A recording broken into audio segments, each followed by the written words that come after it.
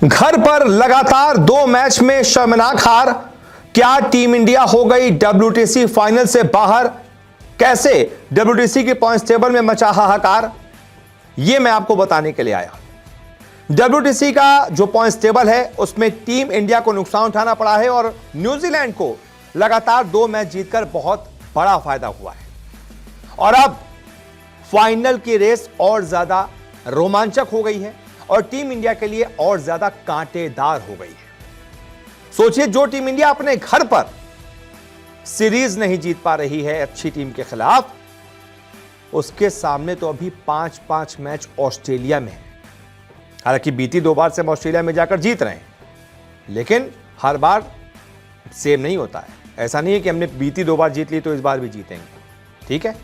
इसलिए मौजूदा जो फॉर्म है वो ये बता रहा है कि भाई टीम इंडिया अपने घर पर, जहां पर हम 12 सालों से शेर थे, जहां हम लगातार 18 मैचों में ढेर नहीं हुए, 18 सीरीज, लगातार 18 सीरीज हमने अपने घर पर, हम अजय रहे हैं, हम हारे नहीं हैं। 12 साल से हम अजय थे, वो विजय रथ टूट चुका है। न्यूजीलैंड हमें हमारे घर पर हरा चुकी है और कोई बड़ी बात नहीं है वो तीसरा मैच भी हमें हरा दे। और अगर ऐसा होता है तो भाई फिर आप भूल जाइए डब्ल्यूटीसी का फाइनल। अभी पॉइंट्स टेबल आज की हार के बाद क्या है मैं आपको बताता हूं, फिर आपको बताऊंगा कि कैसे टीम इंडिया अभी भी फाइनल में पहुंच सकती है। तो अभी जो आज टीम इंडिया मैच हारी है, अब कुल मिलाकर इंडिया के 13 मैच हो गए हैं, जिसमें से 8 जीत हैं, 4 हार है। जो परसेंटेज ऑफ विनिंग है इंडिया का अभी भी सबसे ज्यादा है, 62.82, 62.82, यानी कि ऑस्ट्रेलिया के विनिंग परसेंटेज से हम 0.32 ज्यादा है। यानी कि लगभग 62 उनके भी, 62 हमारे भी है, लेकिन दशमलव के बाद के जो पॉइंट्स होते हैं उसमें इंडिया थोड़ी सी ज्यादा है, यानी कि बहुत कांटे की टक्कर है। इसके बाद नंबर 3 पर श्रीलंका है, उसका विनिंग परसेंटेज 55.56 है। अगर श्रीलंका बाकी के अपने कुछ मैच जीत लेती है तो वो भी अभी भी इंडिया को पछाड़ कर नीचे करके वो ऊपर पहुंच सकती है। इसके बाद चौथे नंबर पर न्यूजीलैंड को बहुत ज्यादा फायदा हुआ है। इस सीरीज के पहले न्यूजीलैंड का विनिंग परसेंटेज 30 के आसपास था, लेकिन अब लगातार 2 मैच जीतकर 10 मैचों में उसकी 5 जीत है, 5 हार है, 50 विनिंग परसेंटेज हो गया है। अगर न्यूजीलैंड अपने बाकी के मैच भी ऐसा ही जीत लेती है तो वो डब्ल्यूटीसी के फाइनल का रास्ता तय कर लेगी। और वैसे भी न्यूजीलैंड तो एक बार डब्ल्यूटीसी जीत भी चुकी है, उसे एक्सपीरियंस है। इसके बाद नंबर 5 पर साउथ अफ्रीका है, जिसका विनिंग परसेंटेज अभी 47.62 है। साउथ अफ्रीका अभी बांग्लादेश के खिलाफ खेल रही है, पहला टेस्ट मैच जीत भी चुकी है, अगला भी जीत गई और उसके बाद के भी 1-2 मैच जीत गई,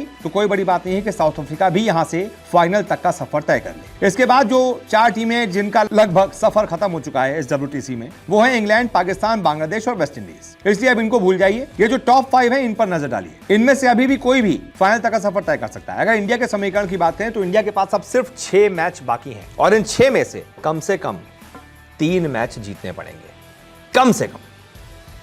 और अगला मैच इंडिया में ही है, तो आप अगर अगला मैच जीत लेते हैं और उसके बाद फिर ऑस्ट्रेलिया में जाकर जो 5 मैच हैं उनमें से भी 2 मैच जीत लेते हैं तो आप पहुंच सकते हैं, आपके चांसेस हैं फाइनल तक पहुंचने के। लेकिन अगर गलती से अगला मैच भी हम हार गए तो फिर गुरु भूल जाइए, क्योंकि फिर ऑस्ट्रेलिया इतनी आसानी से हमें इस बार जीतने नहीं देगी। हमारा हाल देख लीजिए आप, हम अपने घर पर नहीं जीत पा रहे हैं, हम विदेश में जाकर क्या ही जीतेंगे इस टीम के साथ। एक से एक बुजुर्ग हो गए, खेले पड़े।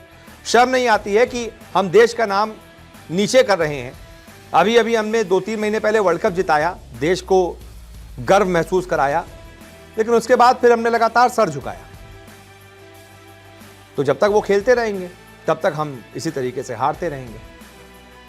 तो इस वजह से कोई बड़ी बात नहीं है, इंडिया यहां से भी अभी नंबर 1 है, 6 मैच बाकी हैं, अभी भी यहां से हम डब्ल्यूटीसी के फाइनल की रेस से बाहर हो सकते हैं। अगला मैच अगर न्यूजीलैंड में हरा देती है और फिर ऑस्ट्रेलिया 3-2 से हरा देती है, हम बाहर है भाई। हमें कम से कम ऑस्ट्रेलिया में 3-2 से सीरीज जीतनी पड़ेगी, तब हम जाकर फाइनल में पहुंचेंगे, और जो कि अभी के सिनेरियो में नामुमकिन दिख रहा है। बाकी देखते हैं क्या होता है। आप अपना प्रेडिक्शन बताइए, क्या लगता है आपको। फिलहाल इस वीडियो को देखने के लिए बहुत बहुत शुक्रिया।